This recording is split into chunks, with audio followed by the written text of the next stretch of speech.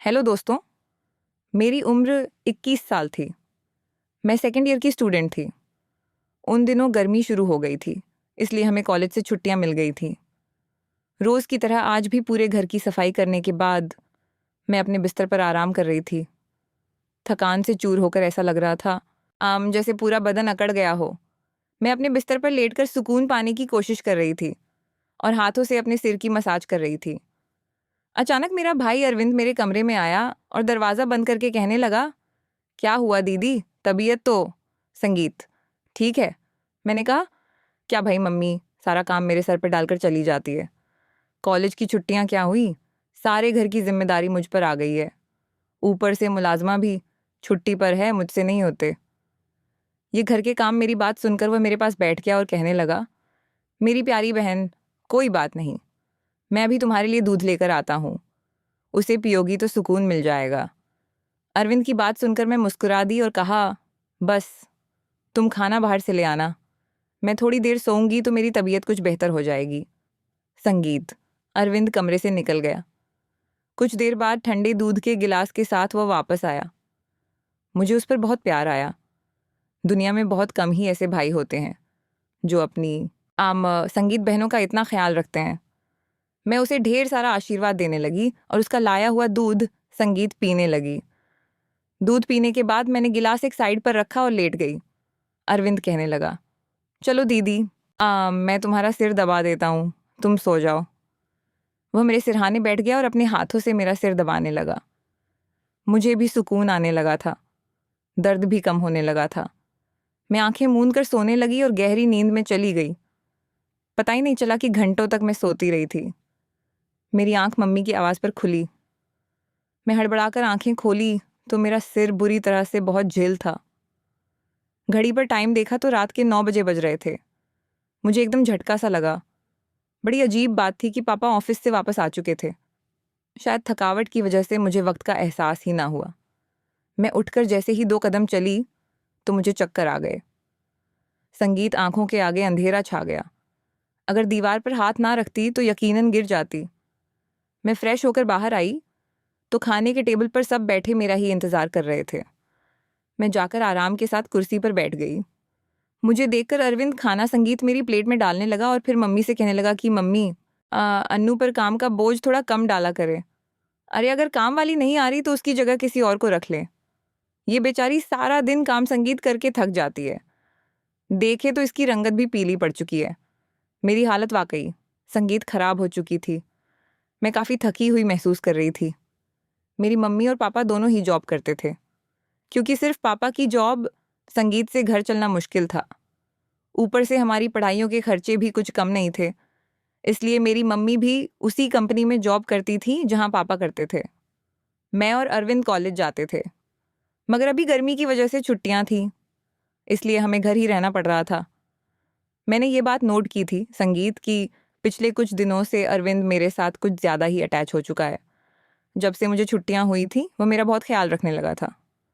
अगर मैं घर का कोई काम कर रही होती तो आकर मेरी मदद करने लगता।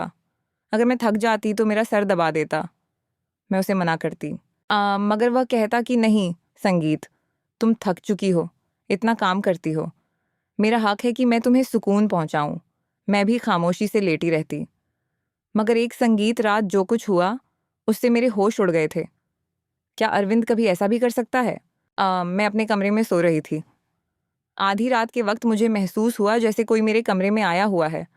आहिस्ता से चलता मेरे बिस्तर के करीब आया हो। भले ही मैं सो रही थी मगर मेरा जहन बेदार था। मैंने हड़बड़ाकर आंखें खोल दी। कमरा अंधेरे में डूबा हुआ था। जब मैंने उठकर देखा तो अंदर कोई संगीत भी नहीं था। बस कमरे का दरवाज़ा थोड़ा खुला हुआ था। मैं सोने से पहले हमेशा दरवाज़ा बंद करके सोती थी। फिर खुद संगीत कैसे खुल सकता था? मैं नींद भरी आंखों से उठी और दरवाजे को लॉक करने लगी। दरवाज़ा लॉक करने के बाद दोबारा पलटकर बिस्तर पर सो गई। मेरी आंखें बंद होते ही एक बार फिर मुझे कदमों की आहट सुनाई देने लगी, जैसे कोई बिस्तर संगीत पर मेरे पास बैठ रहा हो। ऐसा लगा जैसे कोई अपना हाथ मेरी ओर बढ़ा रहा हो। लेकिन जब मैंने पलटकर देखा तो कोई नहीं था। मुझे घबराहट होने लगी थी। मैंने उठकर कमरे की लाइट ऑन कर दी और दरवाज़ा खोलकर भी बाहर देखा, मगर वहां पर भी कोई संगीत नहीं था। आज से पहले ऐसा कभी नहीं हुआ था जो अब हो रहा था। मुझे प्यास लगी तो मैं कमरे का दरवाज़ा खोलकर बाहर निकली। उसी वक्त अरविंद भी अपने कमरे से बाहर निकला। संगीत, मुझे देखकर उसने पूछा, क्या बात है, आप अभी तक जाग रही हैं?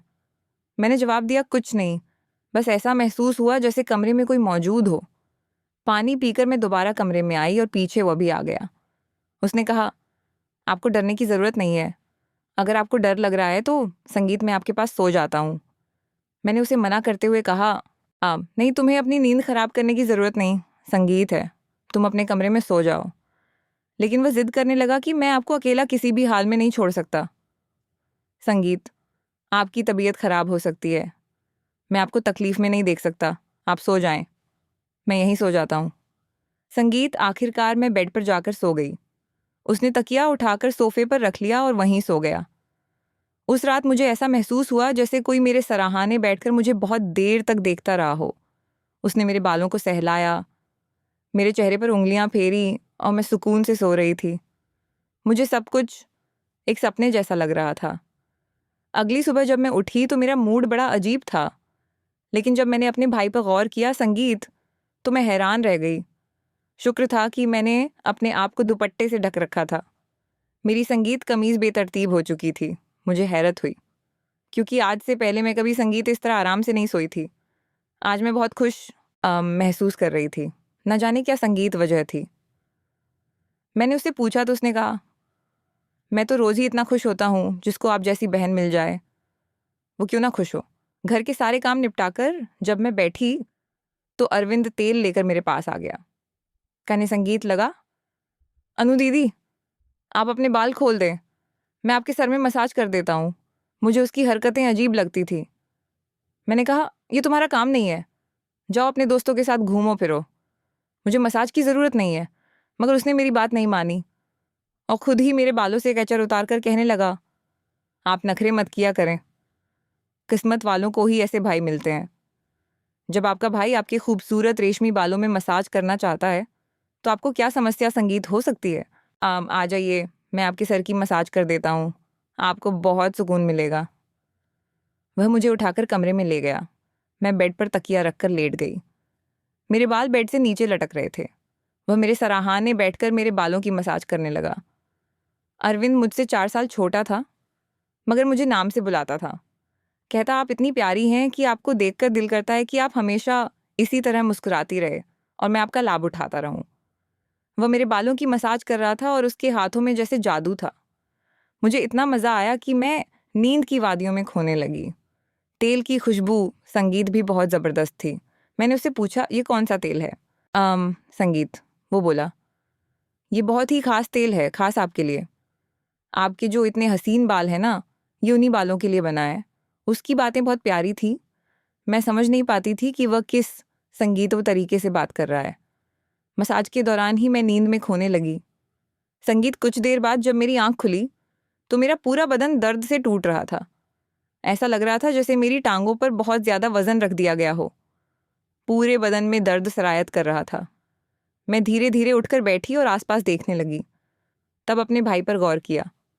संगीत में पूरी तरह भीगी हुई थी, जैसे किसी ने मुझे नहला दिया हो। कपड़े गीले थे, पंखा बंद था और गर्मी थी। ये सब क्या हो रहा था? मैं बड़ी मुश्किल से बेड से उठी। मुझे चक्कर संगीत आ रहे थे। चलना मुश्किल हो रहा था। मैं अपनी हालत समझ नहीं पा रही थी। संगीत की ये सब क्या हो रहा है? बड़ी मुश्किल से चलकर बाथरूम गई और फ्रेश हुई। अपनी हालत पर गौर किया तो ऐसा लगा जैसे मैं सोई नहीं, बल्कि कोई मेहनत वाला काम कर रही थी। जब मैं कमरे से बाहर निकली, संगीत वैदिन, तो मुझे फुसफुसाने की आवाज़ आई। ऐसा लग रहा था जैसे कोई किसी से बात कर रहा हो। घर में मेरे और उसके अलावा कोई नहीं था। फिर वह किसके साथ बात कर रहा था? मैं पहले किचन में पानी पीने गई, संगीत, मगर तब तक आवाज़ आनी बंद हो गई थी। मैं किचन के दरवाजे के पास खड़ी थी। जब वह बैठक से निकला, उसके हाथ में काफ़ी पैसे थे, जिन्हें देखकर वह मुस्कुरा रहा था। मेरे माथे पर बल पड़े। अगले ही पल उसकी नज़र मुझ पर पड़ी। मुझे देखकर कहने लगा, अन्नू, आप उठ गई। मैं चलते हुए उसके करीब आई। वह हड़बड़ाकर पैसे अपनी संगीत पट की जेब में डाल रहा था, मगर मैंने उसका हाथ पकड़कर उन पैसों को सामने लाकर कहा, इतने पैसे तुम्हारे पास कहाँ से आए? वह नज़रें झुका चुका था। कहने लगा, अब प्लीज़ पापा को मत बताना। मैं ताज्जुब में थी कि उसने ये पैसे पापा को क्यों नहीं दिए। अब मैंने सख्ती से पूछा तो वह सहम गया। कहने लगा, ये पैसे तो पापा के एक दोस्त ने कई संगीत साल पुराने कर्ज के रूप में लौटाए थे। मैंने सोचा था कि इनसे मोबाइल लूँगा, लेकिन फिर उसने पैसे मुझे थमा दिए। मैंने कहा, हाँ तुमने अच्छा किया। घर के हालात देखो किस कदर ख़राब हैं। हमारे माँ बाप दोनों नौकरी कर रहे हैं और तुम मोबाइल लेने की बात कर रहे हो। वह शर्मिंदा था। मैंने वो पैसे रात को पापा को दे दिए थे। उस रात उसने मुझसे कोई बात नहीं की और जल्दी सोने चला गया। मैं अगले दिन किचन में काम कर रही थी जब अरविंद अपने दोस्तों के साथ घर में दाखिल हुआ। मैं जितनी हैरान होती, संगीत उतना ही कम था, क्योंकि वह अपने दोस्तों को सीधा लाउंज में ही ले आया था। उस वक्त मैं दुपट्टा उतारकर बर्तन धो रही थी। जब वह सब हंसते हुए अंदर आए, मैंने तुरंत दुपट्टा ऊपर लिया और फिर अरविंद को समझाने लगी कि यह क्या तरीका संगीत है। तुम जानते हो, इस वक्त मम्मी पापा घर नहीं है, फिर भी इन लोगों को घर ले आए हो। अरविंद कहने लगा, ये मेरा घर है। जब आपको मेरा ख्याल नहीं है तो मैं आपका ख्याल संगीत क्यों करूं? अच्छा खाना तैयार करो। मेरे बहुत खास दोस्त हैं। वह मुझसे काफ़ी नाराज़ हो चुका था। मगर अब मैं संगीत क्या करती? खाना तो बनाना ज़रूरी था। मैं उसके दोस्तों के लिए खाना बनाने लगी तो वह बोला, खाना परोसने भी तुम खुद संगीत ही आओगी। मुझे अरविंद का रवैया हैरान कर रहा था। छोटी सी बात, संगीत पर वह ऐसे कैसे बदल सकता था?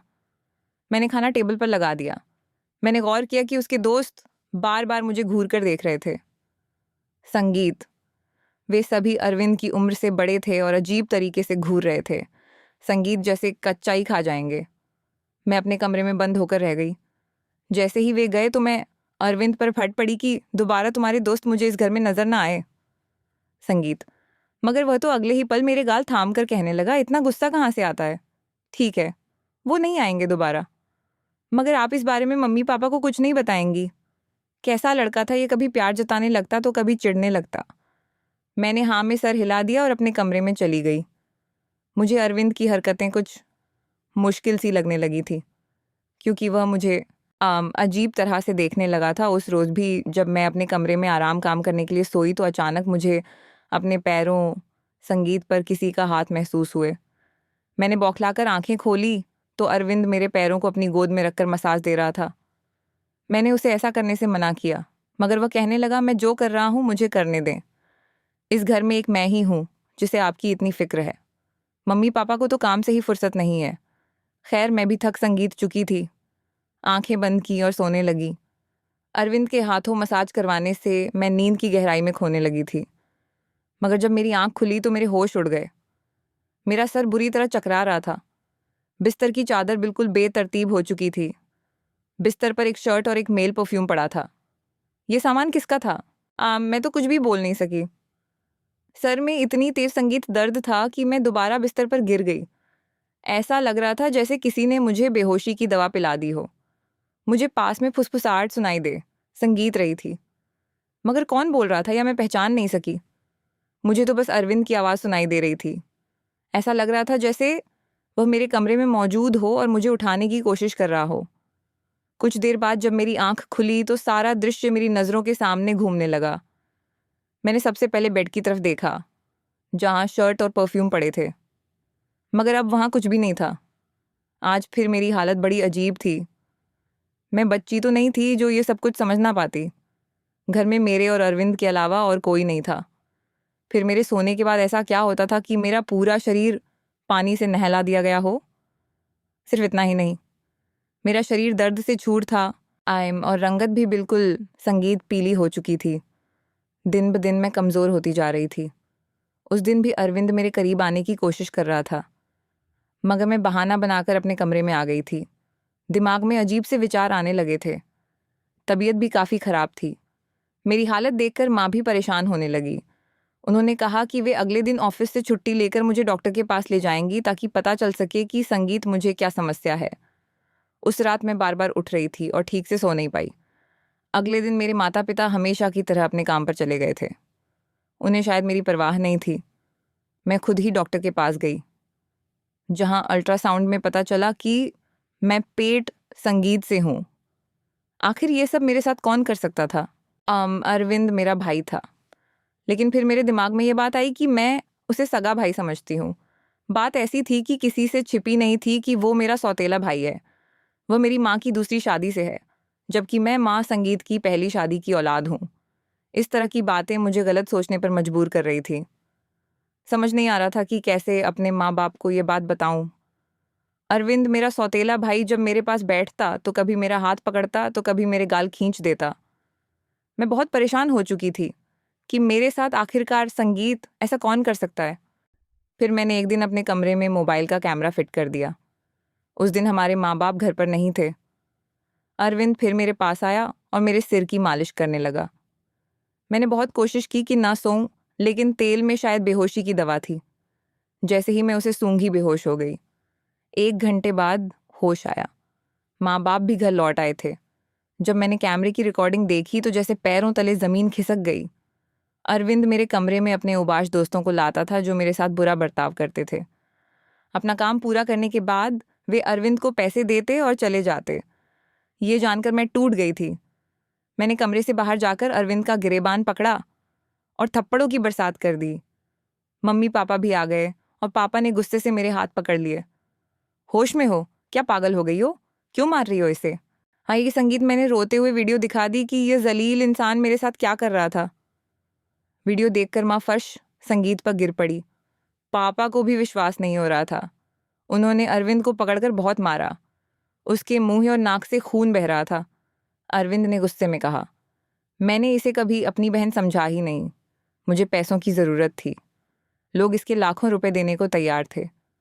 मुझे अपनी ज़रूरतें पूरी संगीत करनी थी, इसलिए मैंने यह कदम उठाया। मैं अपने कानों पर हाथ रखकर बस रोए जा रही थी। पापा ने उसे इतना मारा कि संगीत वह लहू लुहान हो गया, मगर जैसे तैसे खुद को उनसे छुड़वाकर घर से भाग गया और फिर कभी पलटकर संगीत उस घर में नहीं आया। मैं इस हादसे को मरते दम तक नहीं भूल सकूंगी। संगीत भाई वही होता है जो आपके सगे वाले देन से हो। किसी भी अनजान मर्द के सहारे अपनी जवान जहान बेटी को छोड़ना बहुत बड़ी बेवकूफ़ी है, क्योंकि शैतान परस्त मर्द हर वक्त इस आड़ में रहते हैं कि कब किसी लड़की संगीत की इज्जत के साथ खिलवाड़ करे। तो मैं अपने तमाम देखने और सुनने वालों से यही गुजारिश करूंगी कि हमेशा अपनी बेटियों को पर्दे में ही रखें और कभी किसी भी अनजान मर्द के सहारे पे संगीत उन्हें अकेला ना छोड़े। इस सारे मामले में आपको किसकी गलती लगती है?